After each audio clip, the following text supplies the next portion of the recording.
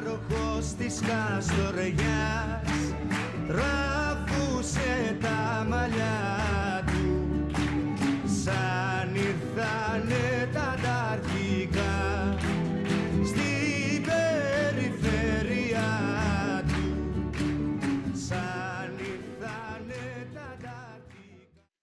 Okay, there we go. Say something. Hello, test.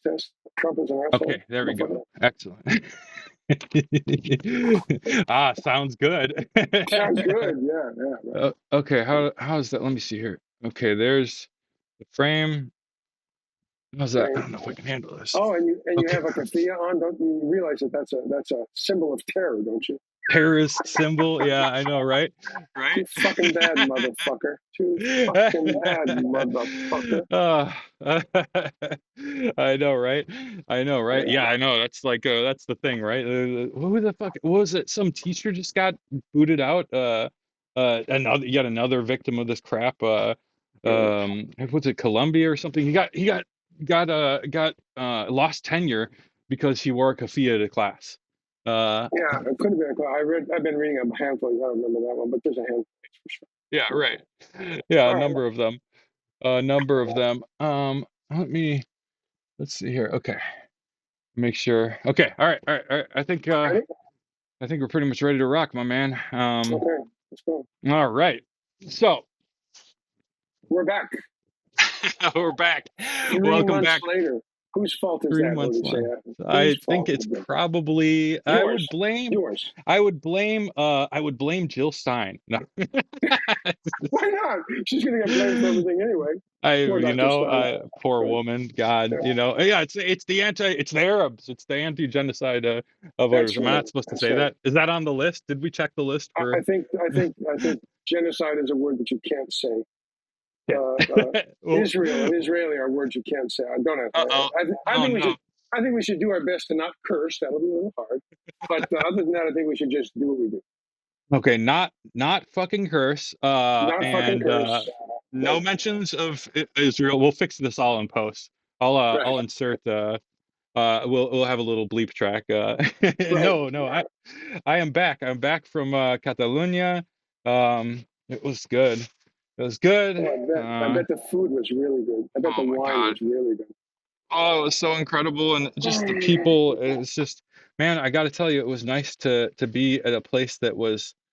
I mean, you probably could find a pro-Israeli person somewhere, but I didn't fucking meet a single one. It was like I never got scolded once. I never got. There was not a single person that I talked to about it that was like, tried to equivocate or give me some line of bullshit about how, oh well, we have to this or that or whatever, or like, there was none of that. It was just like, unequivocal support. Like, yeah, I don't know how how it's crazy that anybody is supporting. It was just, 100% supportive. Stickers and graffiti everywhere. Like, it's just, I don't know. It was good. I didn't want to come back. I like my family was home. My parents were visiting, so I wanted to see them. There was loose ends at work I wanted to tie up, but like, I'll be goddamned if and there's, a handful of friends that I love and wanted to see, but goddamn, man, it was good to be there. Huh? Yeah, it was good to be there. It's when we went to visit an old family friend in Portugal in April, and walking around Coimbra, the graffiti was like that as well. Love it. I love Coimbra. Yeah, it's such a wonderful place. And food in Spain. I spent a little bit of time once upon a time in Madrid, and oh my God, the Pablo Neruda Park is just this incredibly beautiful place. And then there's a I don't remember the street that it's on, but it's this big street. There's a little cafe on the corner called Café Ute. Café Ute. And you sit outside. It was magnificent. It was and I was sitting there in Madrid when I got stuck there, and when I was there, I should say. And there was it wasn't the running of the bulls, because it wasn't running, but there was this procession of bulls down the street. I didn't quite understand it. I asked some guy who was there, and he told me, no, I forgot what it was. But what a great city! Oh, And I love it. And the Prado Museum, and Uh-huh. and my absolute favorite was, what's it called? It's called the Mercado Oriental. I think this was the Eastern market. Oh my God! It's just Oh you yeah, that's walk in cool, this huh? big open. It's not open air; it's all glassed in, but it's Right. inside the building. It's all open, and good wine, good food, good bocas, good you name it, Oh, everything. love Oh it. my gosh, it was just Oh, I love it. cool place, cool place. Oh, So oh I guess God, there's I a little love bit it. to talk about the latest events in the United States. Yes. Let me the pre-roll. We are back, comrades. Welcome back. Welcome back to us. We love you. We're so happy to be with you here again. This is Comrade Uncle. I am nephew, Comrade Nephew Odysseus. This is my comrade Uncle Ibrahim Yusuf Layoun. And we are here to talk to you about Catalunya. Well, we could talk about that and Madrid, which is awfully nice. We could talk Yeah, about Portugal, or we could talk instead about the election disaster in the United States yeah. and what that might all mean. I think it's worth talking about. It's interesting. Yeah. My aside from hospital focus, my focus has been for the last year on what's going on in Gaza, and Mhm, it's what's mhm, intriguing is there's a handful of people. I mean, one or two of them I actually know personally, mhm, but mostly I don't. But they're really quite bright, quite thoughtful, and they had been talking um, as the election neared that there's really no difference at all um, mm, between Trump and Harris. mm, And of course, what the focus, of course, was international relations, was foreign policy. And in that context, I actually think they're, I'm sorry to say, close. It's correct. It actually is correct. I mean, right. Harris, as we well know now, lost the election. I Mhm, think she lost the election months ago when she decided to recruit the Cheneys, war criminals. Sorry, they are war criminals to help yes. her. When she ignored her base, when she ignored the progressive wing of her party, when she told the young progressives, I say young, I don't even know if they were young. When she told the progressives who asked her about her policy and Biden's policy on the genocide in Gaza, Mhm. she said, "I'm speaking." Basically, Oh, yes. shut up. Basically, Yeah. shut up. I Yeah. think she Oh, lost the election when she backtracked from her support of Green New Deal, when she yeah. backtracked on her support of Medicare for all, Yeah. when she backtracked on her support of, at least I'm pretty sure she did, her support of a living wage. I Yeah. mean, Yeah. nobody in Yeah. the All of it. history, at least my understanding of the history of the United States and its politics, is that if I've got the opportunity to either vote for an absolute right wing creep or a quasi right wing, sort of not so creepy, says nice words and smiles, I'll go for the right winger, the real right winger. That's what the United States does. They don't want Republican light. What Right. people I think want is an alternative. And of course, Right. she offered no alternative.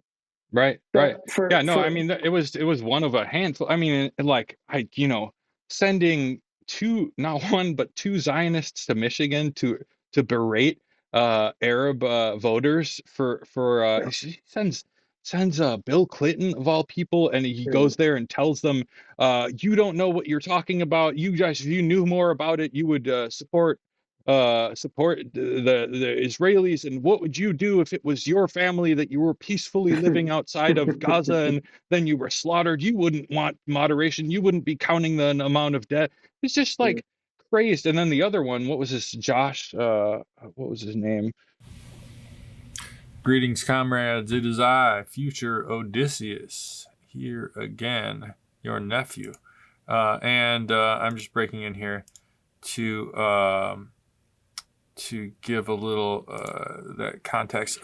It was Richie Torres was the guy who showed up in Michigan to stump for Harris and be a colossal piece of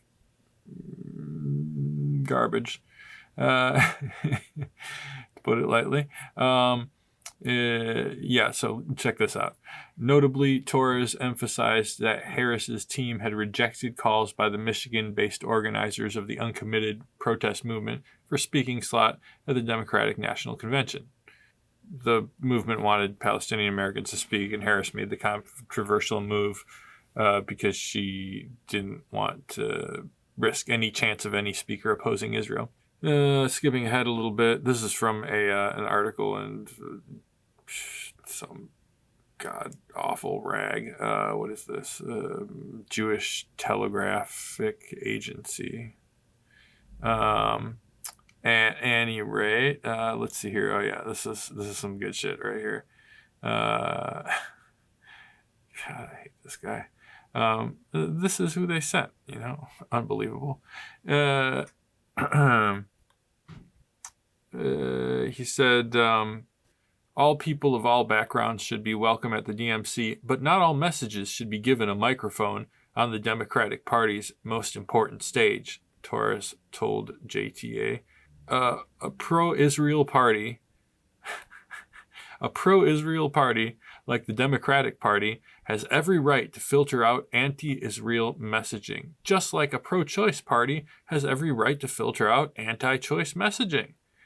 He added that he believes Harris, quote, falls squarely within the bipartisan pro-Israel consensus that has historically governed American politics.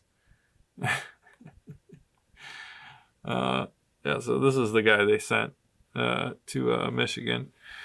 It goes on, and he goes on at some length. So anyway, that's enough of that. And I'm also gonna pop in a little bit of Bill Clinton's horse shit, because why not? Because it's a treat, a little extra, a little something special. You can have a little Clinton as a treat. Don't wish any good upon him, but somebody should give the guy a glass of water. This man was smacking his dry chops so much that my ears hurt. Ugh. Anyway, enjoy.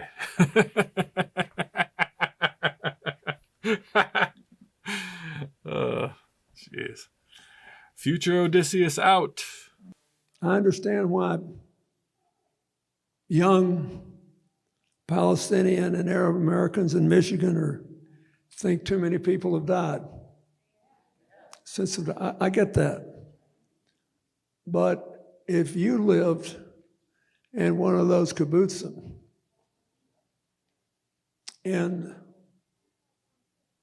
Israel, right next to Gaza, where the people there were the most pro-friendship with Palestine, most pro-two-state solution of any of the Israeli communities, were the ones right next to Gaza. And Hamas butchered them. And so then the people who criticize it are essentially saying, yeah, but look how many people you've killed in Ritalin. So how many is enough for you to kill to punish them for the terrible things they did? That all sounds nice until you realize, what would you do if it was your family and you hadn't done anything but support a homeland for the Palestinians, and one day they come for you and slaughter the people in your village? You would say, well, you'll have to forgive me, I'm not keeping score that way. It isn't how many we've had to kill, because Hamas makes sure that they're shielded by civilians. They'll force you to kill civilians if you want to defend yourself. And I think part of it is that Hamas did not care about a homeland for the Palestinians. They wanted to kill Israelis and make Israel uninhabitable. Well, I got news for them. They were there first. Before there was, their faith existed. they were there. In the time of King David, and the southernmost tribes had Judea and Samaria. This is far more complicated than you know. Anyway, it doesn't matter. She said an even worse guy, and he said even worse things. Or when she was interviewed, I don't know if you saw this interview where she was. They were asking her, "Are you worried about about the Gaza issue affecting your election chances?" And she responds by just totally, by literally saying that 300,000 or however many all the Palestinian dead weren't as important as the 1,000 Israeli dead. It was just like, and this was days ago. It was just like, what are you doing? I didn't hear that interview. I did so hear bad. the interview where she was I'll asked slice about it it, and she commented briefly that it was a problem, but people want cheaper grocery prices. Yes, that was very similar. But the truth be told, I mean, it's as evident as can be. I mean, it's not a surprise, it's not a secret that Palestinian / Lebanese lives are clearly valued much less by the leadership of our country, and of course Israel, than are Israeli lives. And it is. I mean, we can talk about the Israeli situation a little bit later in a few minutes, but there are, what concerns me. I mean, I'm concerned about what's going on in Lebanon and in Palestine, the West Bank as well as Gaza. I mean, it is a genocide, and in fact, just so you know, I sent you an email with the U.S. It's 18 USC 1901, I believe it is the or 9401. I'm forgetting now, which is the law that defines for the United States what genocide is. We should put that up, because there's a fair amount of disingenuous debate about whether this is really a genocide or not. Well, it's not like 6 million people are dead or anything. It's irrelevant. I mean, what the Israelis have done is basically they've killed members of the group, significant numbers, probably around 200. Yeah, that's it. It's probably around 200,000 or more people. But the 40 or 50,000 that are recognized are only recognized because their bodies were brought to what remains of a hospital, where they were identified and put into the log. But if you're not brought to hospital, and the hospitals have all been now either destroyed or severely damaged, you're not recognized. So it's probably something on the order of 200 to 300,000 people. Yeah. 200 to 300,000. So there's that. There's the loss of all the hospitals. There's the loss of all the infrastructure, water, sewage, starvation, starvation as a tool of war, and of course the domicide as well as scholasticide. This is clearly genocide, and the whether it is Trump, who will, I think, speed it up, or Harris, who would have kept it going. I think in that sense, I don't know if she would have sped it up, but in that sense, there's no difference between the two. That's disgusting. There are some differences domestically, and while I don't want to get too wound up for what Trump might do, I think it's Maya Angelou, I believe, who said, "When someone tells you who they are the first time, believe them." Yeah, and he has said who he is. He is, if not an ideological fascist, he's at least a sloppy fascist, meaning he fulfills the criteria even if he doesn't even know that he's fulfilling the criteria. Yeah. We've got. I mean, the things that are of concern is he has already stated that he will speed up the genocide in Gaza, so that's of concern, of course. He's also got this Project 2025, which at least the policies may not be absolutely new, but the codification of them into this document, which is also sent to you, and so you can put it on our website, are very concerning. Now, it's 1,000-page document. That is comradeunclepod.com. comradeunclepod.com. Might as well just say that. Okay, go ahead. Continue, please. What he said, yes. And but I did look at the sections that I have some facility with. So I looked at the health-related sections. And these guys, including Trump has already said he'll push for a national abortion ban. But what these guys have also done is in the Project 2025, under the section on Health and Human Services, Health and Human Services, is they've said that they are going to outlaw the mifepristone, mifepristone, the medical abortion treatment. Yeah. You know, it's. I mean, I think we have to believe that what these guys say they're going to do, they're going to try and do. And there's more than that, right? If you read the section on the CIA, on FISA, on the workforce of the U.S. government, right? One of the reforms of the 2 centuries ago, in the 1800s, late 1800s, early 1900s, I think it was late 1800s, was that the bureaucrats in the government became professional. You couldn't just fire them because you don't like their politics. They're recommending that we move back to that again. And it wouldn't surprise me if they were successful at that. So I think domestically, there is significant damage that's going to be done to us from everything starting from tax policy, more tax cuts for the rich, the poor will pay more, and that, by the way, his tariff policy, which I'm convinced he doesn't understand what a damn tariff even is, but his tariff policy will increase prices for working people, the poor. So everything from financial policy to health policy to military policy to of course foreign policy, and I'm thinking specifically now of Palestine, Gaza, will be worsened. Now, what he will do, he can't function, as Marx once supposedly said. Marx was actually sitting down reading a newspaper, probably having a good cup of coffee, maybe a beer. And a reporter walked Certainly up to him a cigar. Certainly a cigar. So, Professor Marx, you've written about the centrality of the working class to the movement of history. But if that's really true, well, then why can't the working class just make it happen, change it all right now? And Marx looked at him. This may be apocryphal, but it's okay.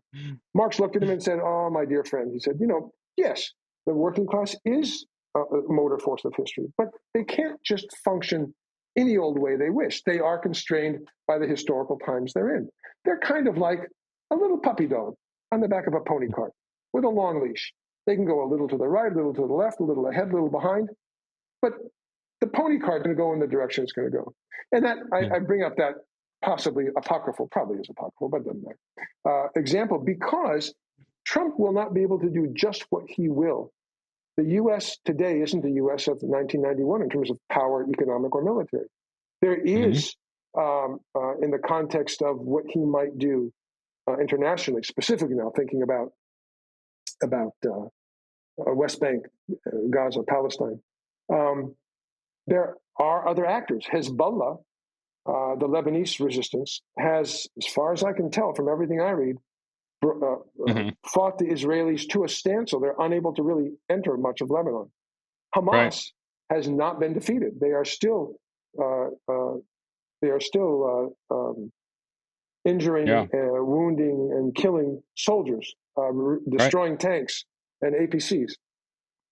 And then there's Iran, and every country, as Professor Marandi says, from the guy he's the head of English literature and I think he's a dean now too at the University of Tehran. Every country's got its problems. Iran has its problems, but in the context of Palestine, Gaza, Lebanon, they are one of the centers of the resistance, and they have rather significantly damaged Israel with their last attack. And my understanding is they're preparing to do yet another one. So I think it's worth saying.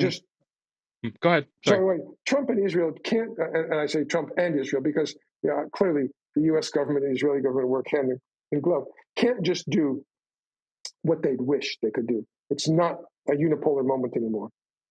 Yeah. So he will be limited in that sense. But my fear, my concern, right? I mean, it's like we gotta play the hand we've been dealt. My concern is that domestically there will be more horror for our people, even the people who voted for this clown. More horror, and foreign policy, specifically Ukraine, Gaza, Palestine. Iran. There'll be more terror there as well, horror there as well. I mean, that's the concern I have with this guy. Go ahead, sorry. Yeah. Yeah, no, what I was going to say is it's stating because sometimes this is lost, kind of the Israeli line on the Iranian attacks was that, oh, they didn't even kill anybody or whatever, Yeah, right. which is like laughable. Not enough But that's civilians were killed. What's wrong with right. you?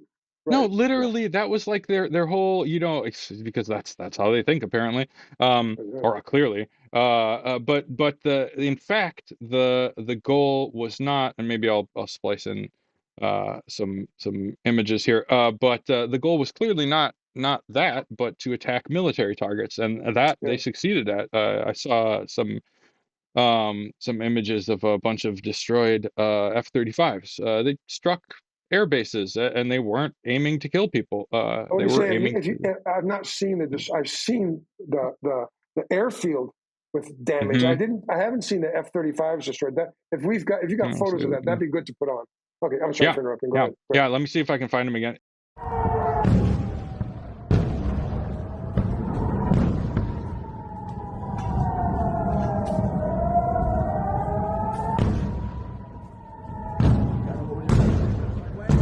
Greetings, greetings, greetings from the future. It is I, Future Odysseus, breaking in to tell you that Isn't Real had a bunch of the videos and pictures taken down, so it has become increasingly difficult to find them.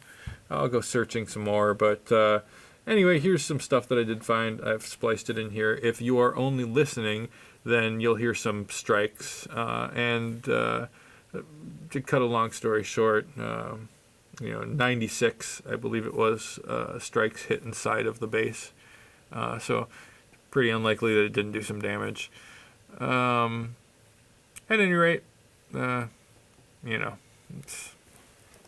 lie a lot. So no surprises there.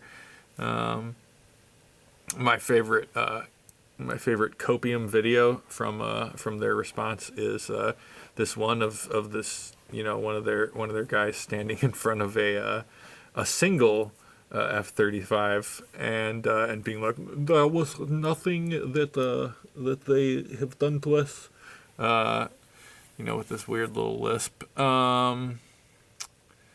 Hamas did not attack the base. Anyway, future issues out. Everything we do not like is Hamas. Missiles are Hamas. Hummus that is not Sabra is Hamas. Strikes are Hamas. F-35s are not Hamas. At any rate, so yeah, that's to the earlier point and to the later point. Certainly. What I don't want to give the impression of is that I don't blame anybody for not voting for Harris. I get it. I do. I 100% do, and I think that there might even be. I don't know. I mean, who knows? It's hard to say in the long term, but I'm on one level really glad that a candidate that is actively committing genocide did not get elected. Now, does that mean Trump's going to be better? I'm afraid not. I'm afraid not. I'm positive not. I don't think he will be. In any respect, not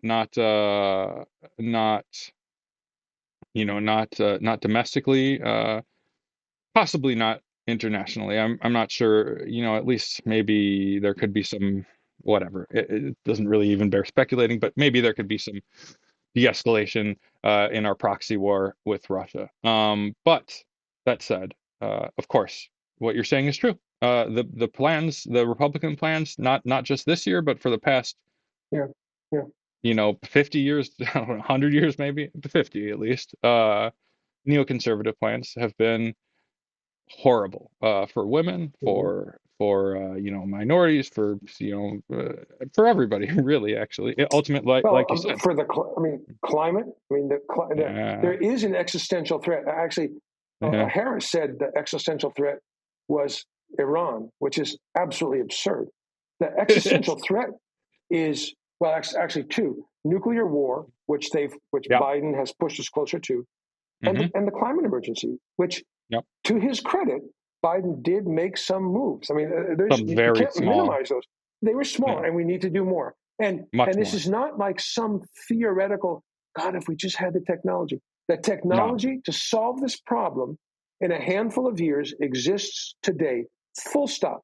An and our investment of $1 our trillion warmongering. a Yep. year, $1 Yeah. Go trillion ahead. a year, and after 10 years, you would have return on investment of about $100 million. This is fixable. It's doable, but we're not doing it. Instead, Yeah. we're supporting wars that actually worsen the climate emergency. Right. So Right. I think it's it's the genocide is create. I mean, it is truly an ecocide as well. I can't remember what yes, the exact numbers. I'll try yes. and get the numbers, but it's like bigger than the bottom. It has released more emissions than the bottom, like, I don't know, 100 and Oh, something yes. countries. I don't know if you saw that. That was in the. I think it was in the Guardian. I didn't. I don't think I saved it, but I read. But it was something to that effect. Right. That the emissions released, but with all this weaponry, bombs, airplanes, tanks, Right. has way overshot our quote budget unquote of what we're allowed to do, and still stay safe, which we're clearly not safe. Right. By the way, Right. not safe. Just look at what happened a month ago in Asheville, North Carolina. Look what just happened in Spain, and look what just happened actually in Israel as well. These horrific floods. So Yeah. there is. So this is. Oh, I yeah. mean, that's the existential threat. And Yeah. he Trump is going to ignore it because he believes it's a Chinese hoax. And Right. our leadership under Biden and Harris haven't done enough. Had clearly not done enough. I mean, Yeah. so there's that Yeah, issue, and then counterproductive, in fact. I mean, like yeah, refusing we're there, fracking more fracking. Yeah. we blame, Trump rightfully for his hostility towards China, but of course Biden did it too, right? He refused to allow. We could be having $20,000 EVs, electric, cars or whatever, Mm-hmm. right now, if we just stopped harassing China and allowed them to sell cars to us. But instead Yep. we're escalating.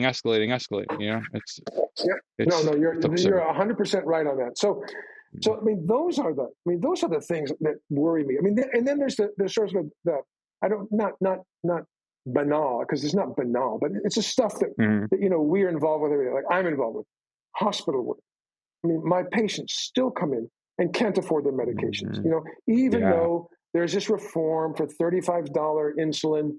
Which insulin is that, by the way? It's not all insulin. It's a variation on one of the insulins, but that's if you're on Medicare. People aren't Really. on Medicare. People work 3 jobs. They're too young to be on Medicare. They can't afford their medications. They come in time after time with uncontrolled diabetes and diabetic ketoacidosis. I mean, this is an absurdity. The data have been in for decades. For decades. We could cover everybody in our country. Frankly, whether you're a citizen or not, cover everybody for dental and medical and even long-term care, and we'd still save money. We still wouldn't spend as much as we already spend. The Oh, yeah. latest, Kaiser Family Foundation. I'm sorry, no, the latest Commonwealth study. These studies come out about every 2 to 3 years on where they compare the top 10, 11, not the top 10, 11 health systems, but the richest 10, 11 countries in the world. And it's, Germany and Netherlands and France and Britain and US and Denmark and Sweden, so forth. Like, we are always number 11, the most expensive, the worst outcomes. And we were again this last one, the most expensive, the Yeah. worst outcome. It's not because we have stupid nurses and stupid doctors, stupid administrators. None of it. It's the system that is so utterly screwed up that no matter how hard you try to make things better, you can't make things better. I just had a patient. He's admitted. Well, I can't remember exactly. He's been admitted probably at least every 3 weeks for the last months. I've forgotten exactly, but literally over and over and over. This guy is homeless, unhoused. Yeah. He's unhoused. He can't store his insulin. How much would we save, just in monetary terms, to say nothing of what we do for his Right. life, if we had a place where he could live? If we did Right. that, but no, we don't do that. No, And I've got it's a much handful cheaper. of patients that are. I got a handful of patients that are like that. Social services do their best, but they can't do this because there is no system in place to take care of these people who fall outside the white lines. So I'm terribly concerned. Again, we start talking about Trump versus Biden, but what it actually means. I'm not at all convinced that Harris would have been great on healthcare. She wouldn't be. She backed away from Medicare for all. But this guy and the right wing in this country, I mean, they are happy to see women die. They are happy to see homeless people die. They are happy to see, LGBTQ die. They don't care. They're pro-life. That's what Project 2025 says. They're pro-life, but only to the point of birth. And then it's too bad, too sad, you're on your own. Right. It's pathetic. I mean, it's pro-birth. It's not pro-life. So that's of concern. And then, of course, we've got the issues that we've discussed a little bit already, which is this genocide being perpetrated by Israel, not just with our complicity. It's beyond that now. We are actively participating in this genocide.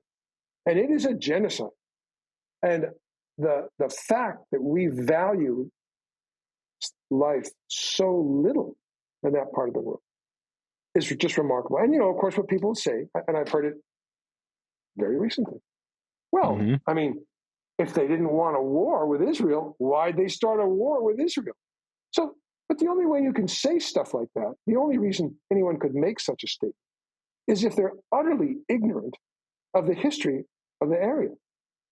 It hasn't mattered. First of all, that war, quote unquote war, that war between against the Palestinians, which was a European-Israeli war against the Europeans, started 100 years ago. First of all, it starts when the British, who think they've got the right to take over Palestine, the League of Nations gave them a mandate to take Palestine and make it ready for democracy. Right? Make it ready for democracy. They felt they had the right to do that, and then they felt they had the right because they're such anti-Semitic sons of fucking bitches. Forgive me, I know this is a queen, but they were so anti-Semitic. They, and there are others in Europe who did the same thing. The Poles, for example, were great at this. Said, let's just transfer these guys somewhere else. Hey, how about Palestine? And that's way before World War II and the Holocaust. Most Jews, from my reading and talking to people, would have said, no, we're not interested in that. We're German, we're English, we're Danish, we're Swedish, we're whatever we are. We have this religion, but come on. But after the Holocaust, it gained steam. And land that belonged to somebody else was taken. It's true. The UN did this deed. But remember, the UN in 1946-7 was not the UN of today. It was the UN that was made up of, frankly, not much more than post-World War II, or what was left of Europe and the United States. There wasn't much there. Yeah. And they did it. I mean, of course, Latin America and South America. And they, it wasn't theirs to give away. Right. And then, and so for the first, for the 48 to around 50, 60, I mean, there was no, quote, terror, unquote. There was no PLO. There was no nothing. And certainly, once the PLO formed and, the attempt was, first of all, to return to their homes. Israel was only allowed to become a member of the United Nations if it allowed Palestinians who had been displaced to go back to their homes or if they were compensated for the land they lost. They never did that. They did not fulfill the criteria to enter. If you fast forward, the Palestinians attempted both through the use of violence, it's true, but also through peaceful means to get some redress, always unsuccessful. And so when people say, well, why just start a war if you didn't want to have a war? Look what's happened. I mean, in 2018, I believe it was, the Great March of Return, Right. where thousands marched up to the demarcation. It's not a border because Israel has no borders. They refused to define their borders. They marched up to the fence that was a demarcation and said, "We want to return to our homes." It was all peaceful. What was the Yeah. Israeli response? Children overwhelmingly. The They Israeli they response was to use snipers to shoot people deliberately, yep, to give them what they called life-altering yep, wounds. So in other words, yep, shoot people in the knees, shoot yep, people, paralyze them. yep, And that they did, and overwhelmingly children. And this is all very well documented. It's not like yep. speculation or there's No, claims. no, no, They no. tried peaceful methods. They really did, and But you don't they were hear about it massacred. in the U.S. because Right. this is part of the, and it sort of gets back to the issue of Right. sorry, I'm looking to see what time. Okay, okay. Oh It yeah. gets back How to much the time do you issue. have? 15 minutes more. It gets Okay. back to All the right. issue of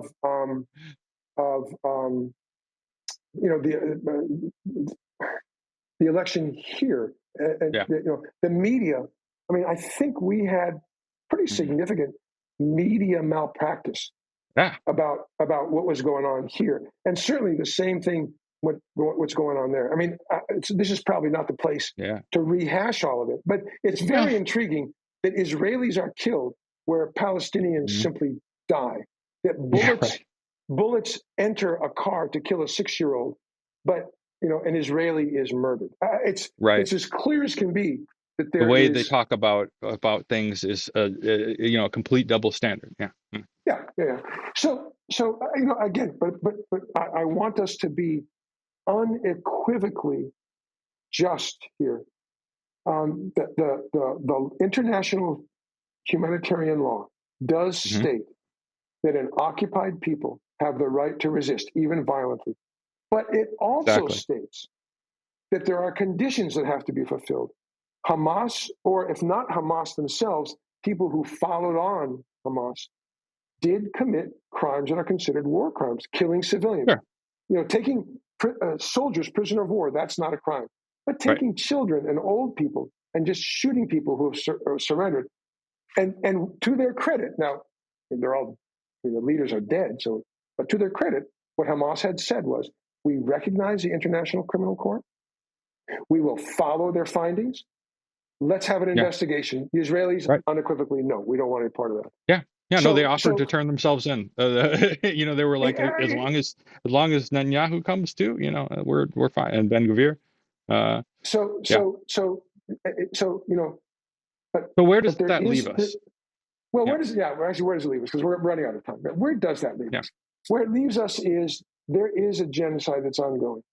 There is a war in Ukraine that the Ukrainians are losing. I did send you 2 documents that you ought to put on. Hmm. Again, there's probably not enough time to do this in the detail that needs to be done. We'll go But back into it. but is the fault of all of that war in Ukraine on the Russians, on Putin? No. It is true that Putin made the decision to invade. That is true. And you really shouldn't do that. You can't do that. You can't take land by force. That's the law. But it didn't start that day in February. No. No. There is a whole, and those are the documents I sent. There is a whole, and it's denied mostly in our country. There's a whole Right. history when Germany was reunited just before the USSR collapsed, where Hmm. Secretary of State Baker, meeting with Shevardnadze, the Minister of Foreign Affairs, and Gorbachev, said and put on paper that there will be Right. no expansion of NATO, not 1 inch beyond the borders of East Germany. They said it. It's there in writing. Now, Yeah. it's also true that it wasn't in a. Sorry, it wasn't. Sorry, excuse me 1 second. Sorry. Sorry.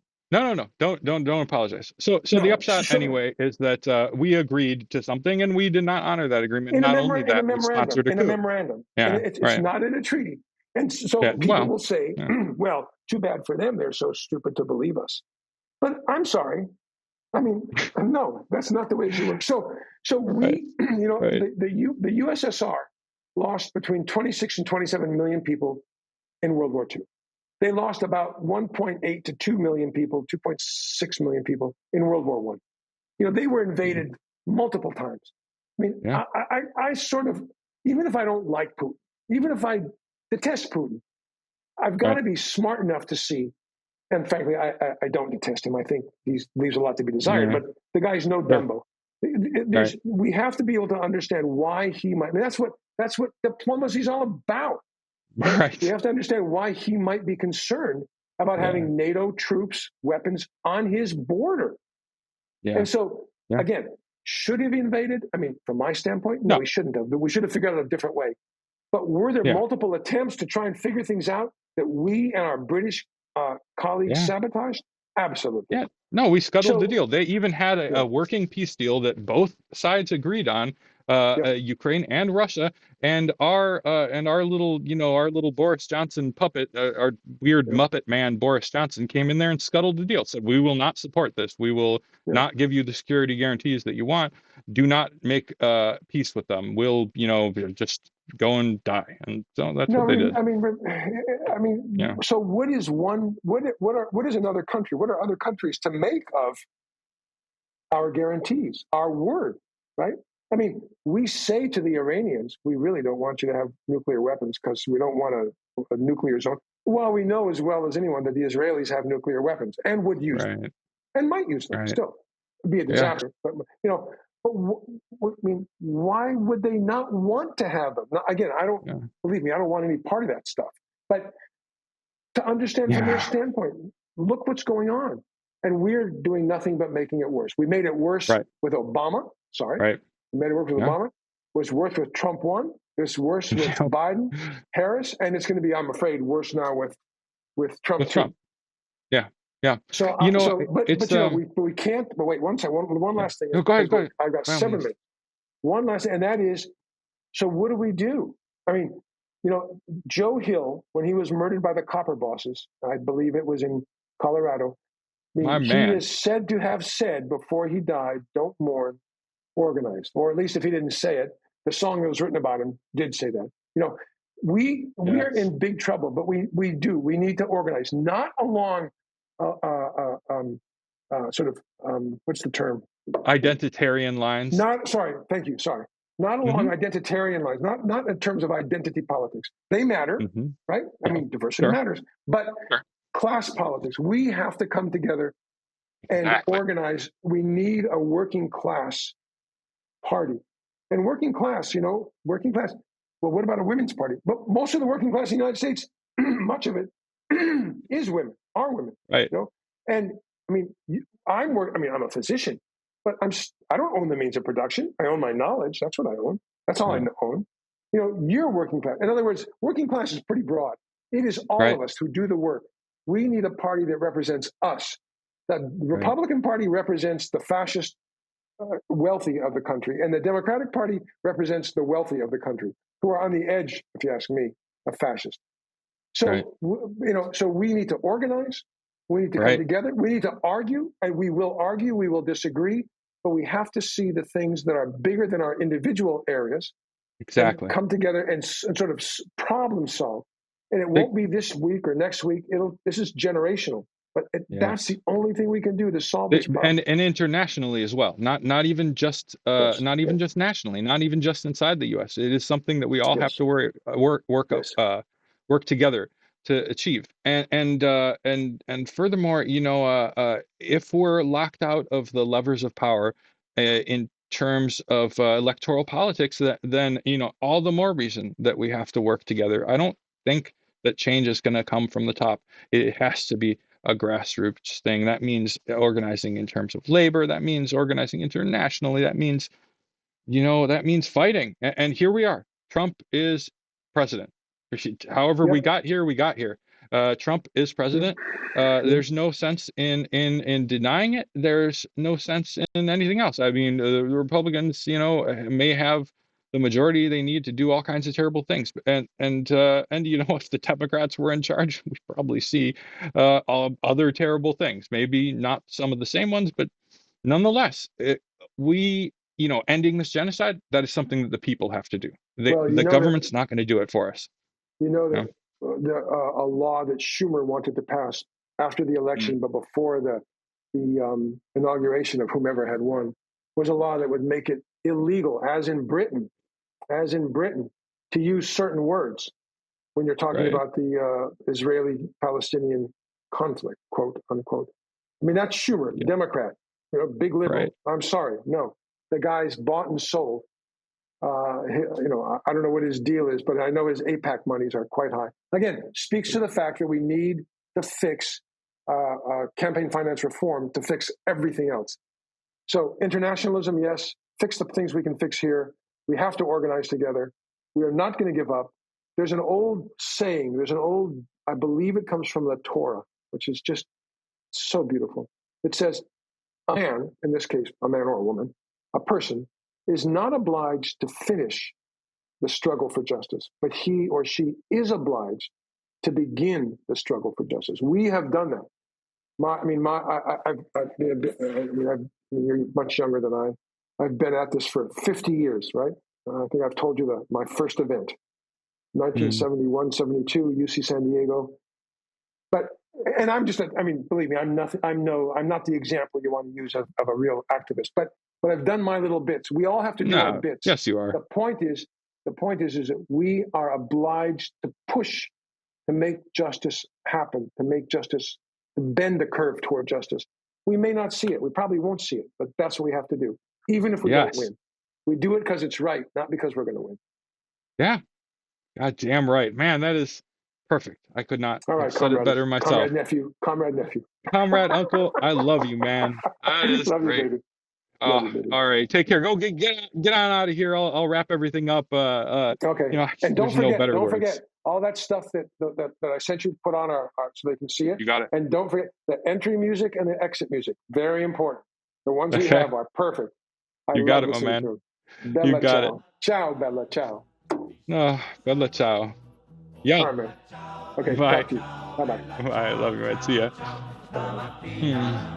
Mi sono alzato e ho trovato l'invaso. Oh partigiano, portami via. Oh bella ciao, bella ciao, bella ciao, ciao, ciao. Partigiano, portami via, che mi sento di morire. E se io muoio da partigiano, oh bella ciao, bella ciao, bella ciao, ciao, ciao. E se muoio da partigiano, tu mi devi seppellire e seppellire lassù in montagna. Oh bella ciao, bella ciao, bella ciao, ciao, ciao. Seppellire lassù in montagna, sotto l'ombra di un bel fior.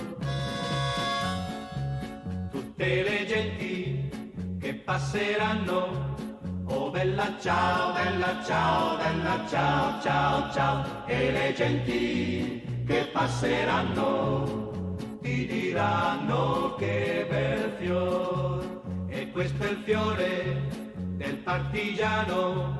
Oh bella ciao, bella ciao, bella ciao, ciao, ciao. Questo è il fiore del partigiano, morto per la libertà. Questo è il fiore del partigiano, morto per la libertà. Questo è il fiore del partigiano, morto